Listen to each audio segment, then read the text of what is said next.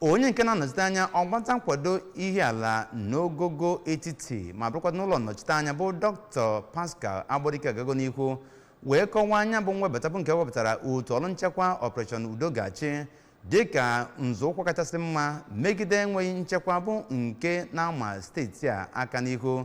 Onye nta akụkọ anyị bụ Ngozi Obileri ga-ewetara gị ya bụ akụkọ n'uso.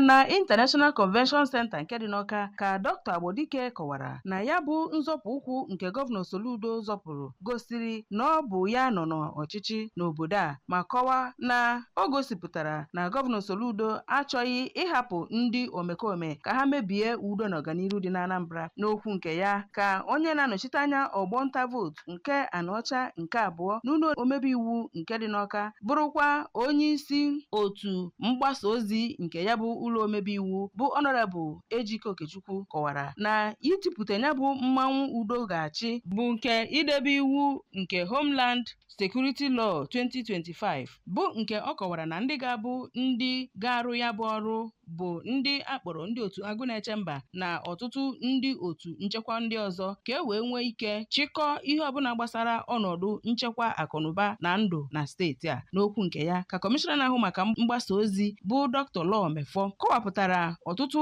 ngalaba ya bụ Homeland Security Law 2025 nwegara iji hụ na ezi nchekwa tọrọ atọ dị n'Anambra. Site n'Awka, abụ m Ngozi Obileri.